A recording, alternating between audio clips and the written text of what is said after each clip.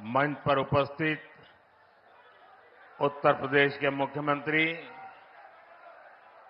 श्रीमान योगी आदित्यनाथ जी, उप मुख्यमंत्री श्रीमान केशव प्रसाद मौर्य, भारतीय जनता पार्टी के प्रदेश अध्यक्ष और विधान परिषद के सदस्य श्रीमान भूपेंद्र चौधरी जी, उत्तर प्रदेश सरकार के सभी आदरणीय मंत्रीगण, सांसदगण, अन्य महानुभाव और आजमगढ़ के मेरे प्यारे भाई और बहनों,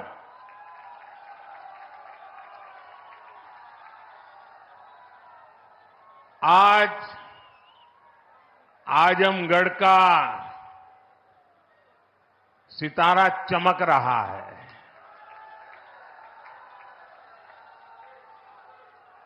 एक जमाना था जब दिल्ली से कोई कार्यक्रम हो और देश के अन्य राज्य उसके साथ जुड़ते थे। आज आजमगढ़ में कार्यक्रम हो रहा है और देश के अलग अलग कोने से हजारों लोग हमारे साथ जुड़े हुए हैं। जो हजारों लोग जुड़े हैं, मैं उन सबका भी स्वागत करता हूं, अभिनंदन करता हूं। साथियों, आज केवल आजमगढ़ नहीं बल्कि पूरे देश के विकास के लिए कई विकास परियोजनाओं का यहां से शुभारंभ हो रहा है। जिस आजमगढ़ को देश के पिछड़े इलाकों में गिनते थे, आज वही देश के लिए विकास का नया अध्याय लिख रहा है। आज आजमगढ़ से कई राज्यों में करीब 34,000 करोड़ रुपए के प्रोजेक्ट, उसका लोकार्पण और शिलान्यास हुआ है। आजमगढ़ के साथ साथ श्रावस्ती, मुरादाबाद, चित्रकूट, अलीगढ़, जबलपुर, ग्वालियर, लखनऊ, पुणे, कोल्हापुर, दिल्ली और आदमपुर, इतने सारे एयरपोर्ट्स पर नए टर्मिनल भवन का उद्घाटन हुआ है। और इन टर्मिनल्स के लिए कितनी तेजी से काम हुआ है, इसका एक उदाहरण ग्वालियर का विजया राजे सिंधिया एयरपोर्ट भी है। ये एयरपोर्ट सिर्फ 16 महीने की अवधि में बनकर तैयार हो गया है।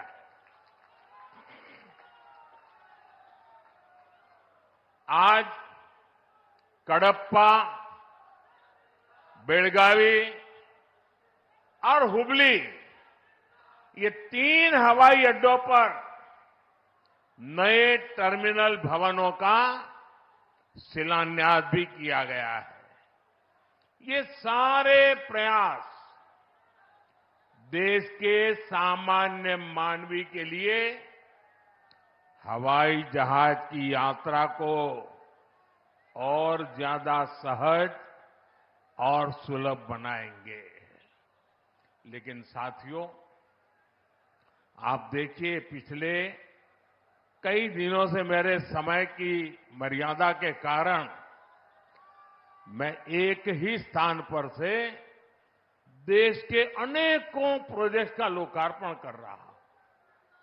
और जब लोग सुनते हैं कि देश में एक साथ इतने एयरपोर्ट, एक साथ इतने रेलवे स्टेशन, एक साथ इतने हवाई अड्डे, एक साथ इतने आईआईएम, एक साथ इतने एम्स, लोग अचरज हो जा रहे हैं। और कभी कभी पुरानी जो सोच रहती थी ना, तो इसको भी उसी चौखट में बिठाते हैं और क्या कहते हैं, अरे भाई ये तो सब चुनाव का मौसम है ना। अरे मेहरबान,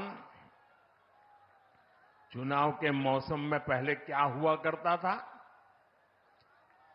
पहले की सरकारों में बैठे हुए लोग जनता की आंख में धूल झोंकने के लिए घोषणाएं कर देते थे।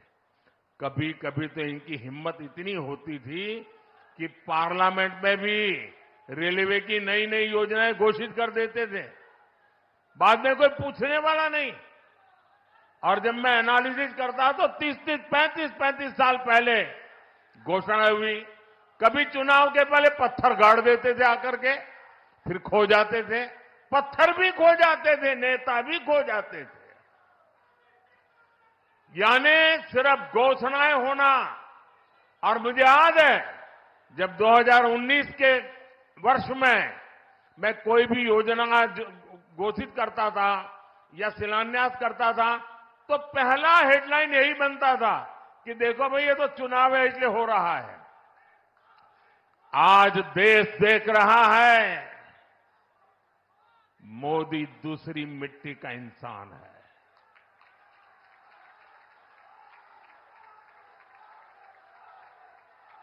19 में भी जो हमने शिलान्यास किए वो चुनाव के लिए नहीं किए थे। आज उसको धरातल पर उतरते हुए देख सकते हैं, उद्घाटन कर चुके हैं।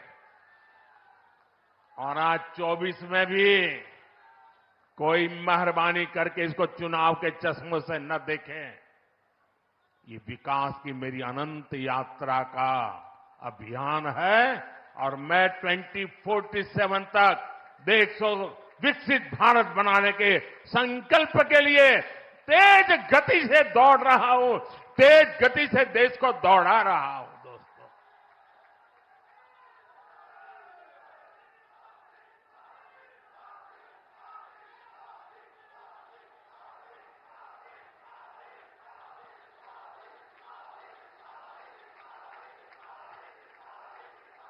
आजमगढ़ का इतना प्यार, इतना स्नेह देश भर के लोग आज जुड़े हुए देख रहे हैं। आपका ये उत्साह देख रहे हैं और मैं देख रहा हूं पीछे जितने लोग अंदर पंडाल में हैं उससे ज्यादा धूप में तप रहे हैं। भैया ये प्यार अद्भुत है।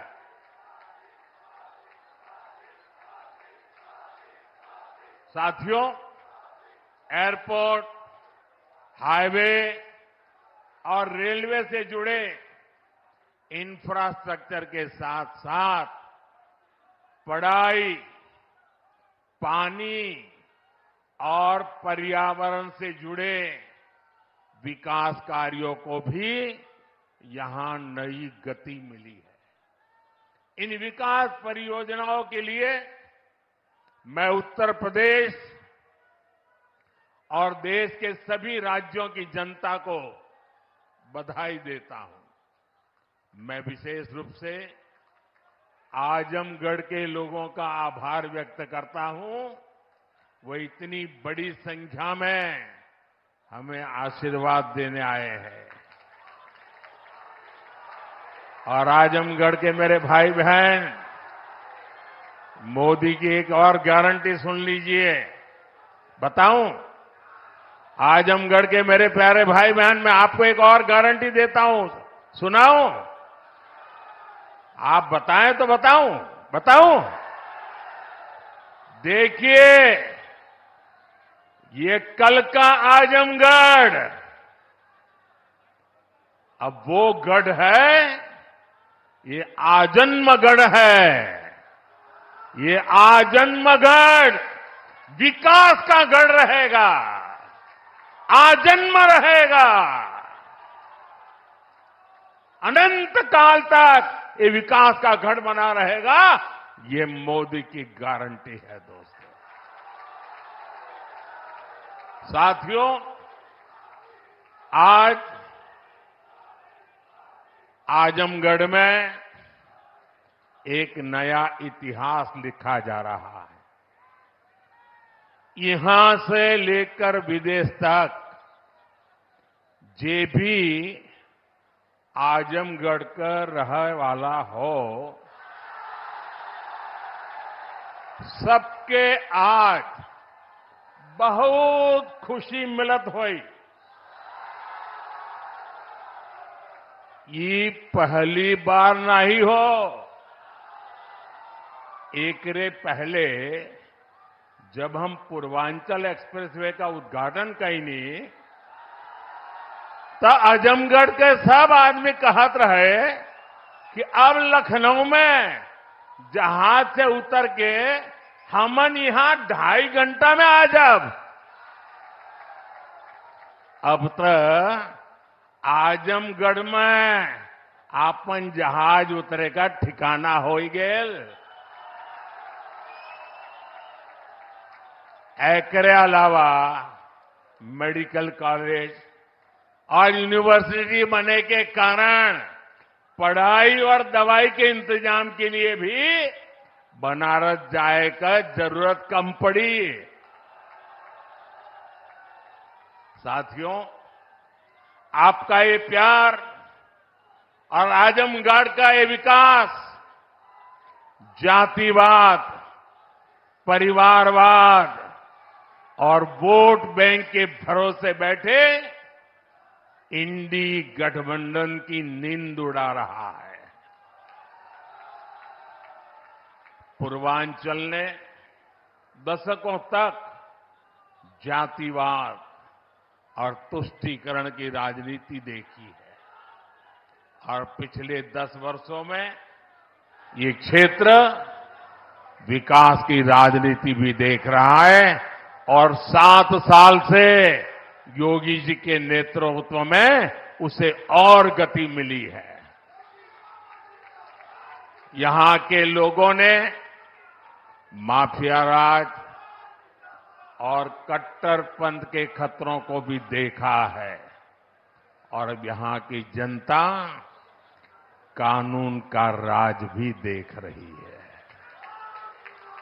आज यूपी में अलीगढ़, मुरादाबाद, चित्रकूट और श्रावस्ती में जैसे जिन शहरों को नए एयरपोर्ट टर्मिनल्स मिले हैं, उन्हें कभी यूपी का छोटा और पिछड़ा शहर कहा जाता था। उनकी कोई पूछने वाला नहीं था। अब यहां भी हवाई सेवाएं शुरू हो रही हैं क्योंकि इन शहरों में तेजी से विकास हो रहा है। यहां औद्योगिक गतिविधियों का विस्तार हो रहा है।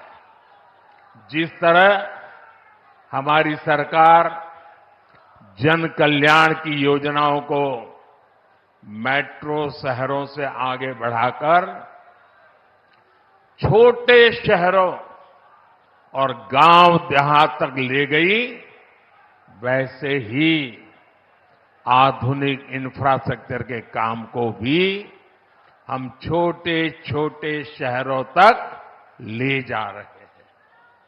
छोटे शहर भी अच्छे एयरपोर्ट, अच्छे हाईवे के उतने ही हकदार हैं जितने ही बड़े मेट्रो शहर है।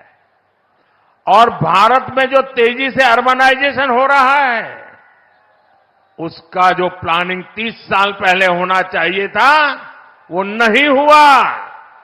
हम उसी को ध्यान में रखते हुए आज टियर 2, टियर 3 सिटी उनकी ताकत बढ़ा रहे हैं ताकि अर्बनाइजेशन रुके नहीं और अर्बनाइजेशन एक अवसर बन जाए, उस दिशा में हम काम कर रहे हैं।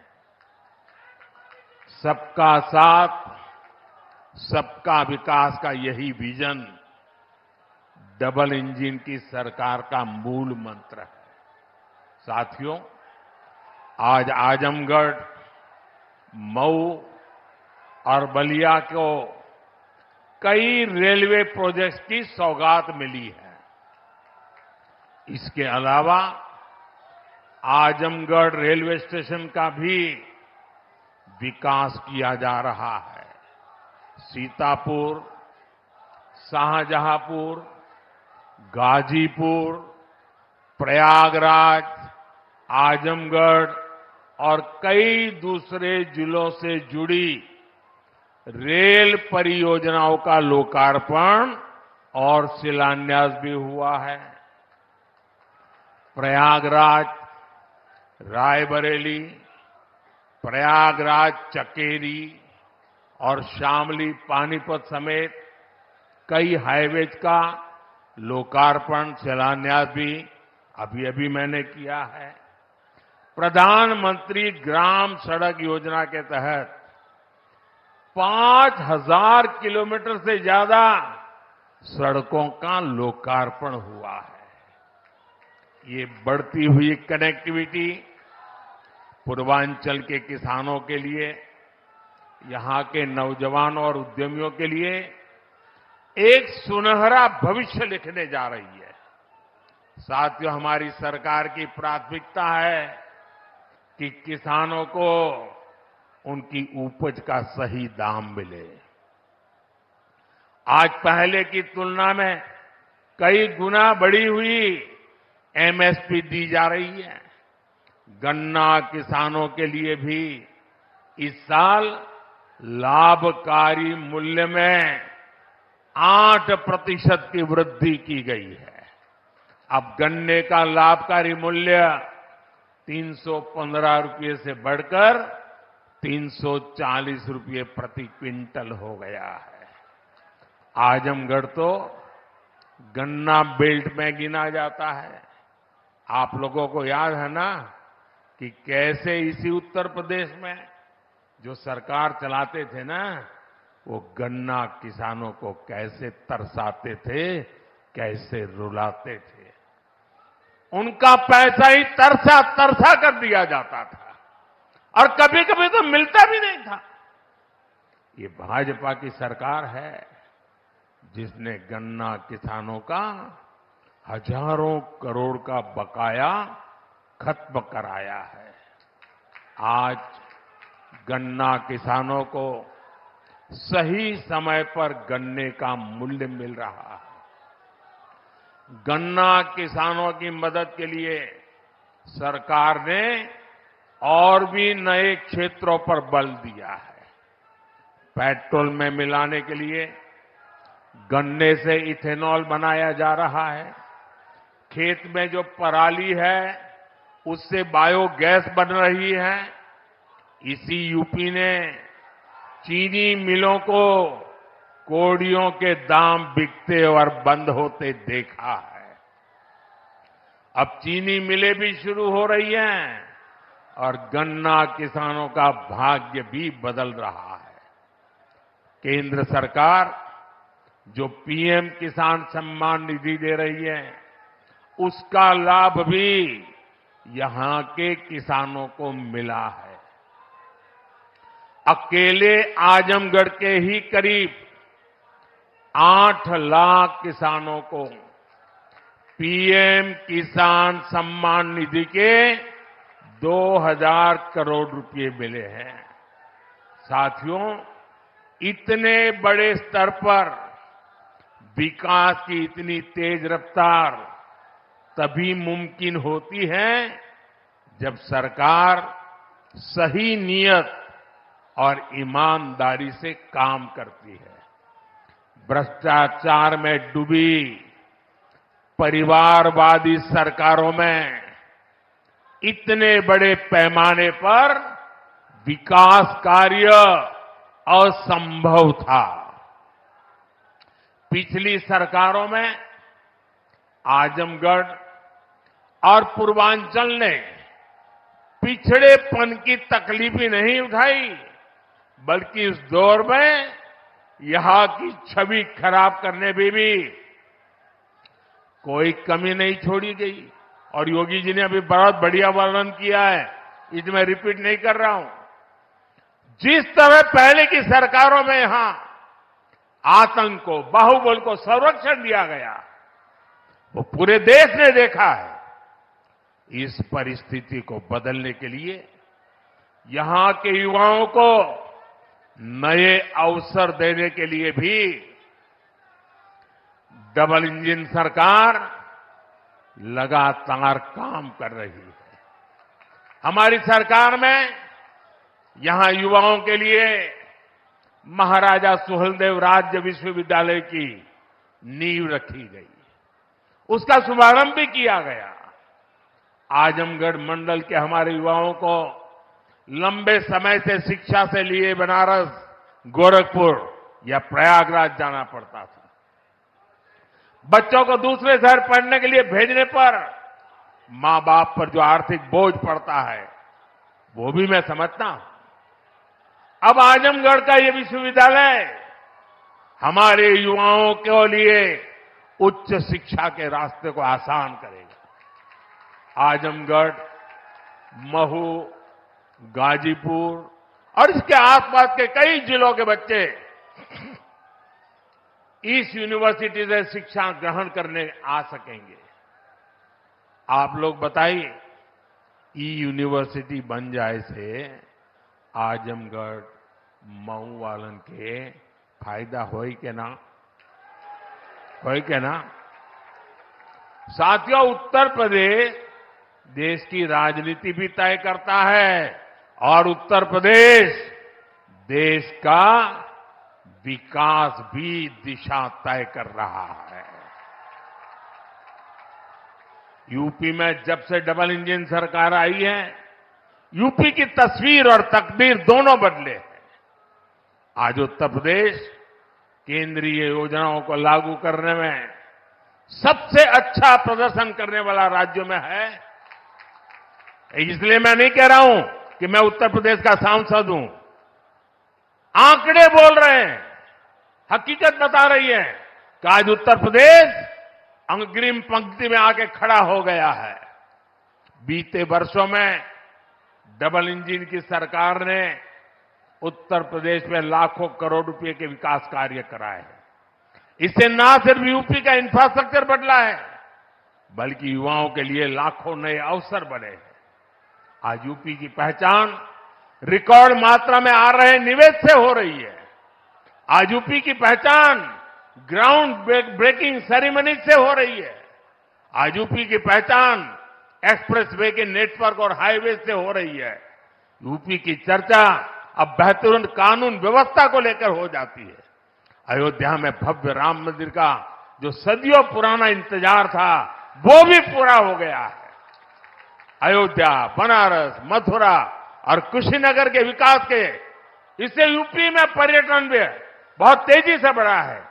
उसका लाभ पूरे राज्य को मिल रहा है और यही गारंटी 10 साल पहले मोदी ने दी थी।